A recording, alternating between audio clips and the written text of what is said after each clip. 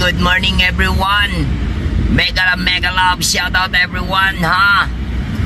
Siyempre sa mga rider natin dyan, shout out sa inyong lahat. Siyempre taas-taasan nyo lang yung pasensya nyo. Siyempre patuloy lang ang laban. Ayan, mega shoutout nga pala sa mga consignee po, mga consignee ng Shopee o yung nag-o-order po ng mga Shopee. Kumustahin natin yung rides natin kahapon.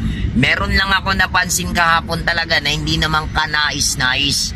Ma'am and sir, kung narinig nyo man ito or kahit sino man ho sa atin na umu-order po via online po, ito po ay sa loobin ko po, ito po ay hindi magandang ehemplo.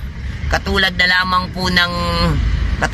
po lamang ng pag umorder po kayo, ng Shopee, mga ma'am and sir, pag umorder po tayo ng Shopee, mga ma'am and sir, nilalagay po natin ang ating mga pangalan at nilalagay po natin ang ating mga contact number.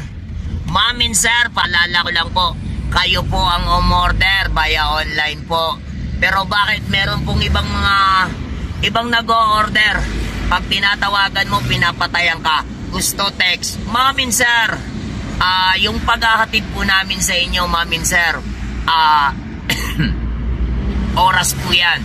Oras po yung hinahabol namin, mga ma'am and sir. Kaya sana po, wag na po tayong patumpik-tumpik, pakarak-karaka pa. Pag umorder po kayo, ibig sabihin po, pag nilagay nyo po yung contact number nyo, matatawagan po kayo. Hindi po tayo nag-order ng Shopee para mag-text paid po. Always remember po, ang rider, ang hinahawakan, manubela ho. Manubela. Hindi po kami nakikipag-text mate po. Kaya sana po, shoutout po sa lahat ng consignee natin, sa lahat po ng umu-order ng Shopee, ma'am and sir. Sana po, pag tinawagan po kayo, pakisagot naman po. Huwag po yung papatayin tayo kasi sa text nyo lang gusto po.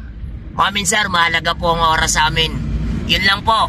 Kaya good morning everyone. Siyempre, lalabas lang ako ng medyo may tinik dyan sa nararamdaman ko kasi hindi maganda.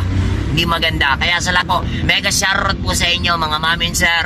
Sana ganun po yung gawin natin. Ako po si mga kabungis-ngis vlog at nararanasan po ito ngayon.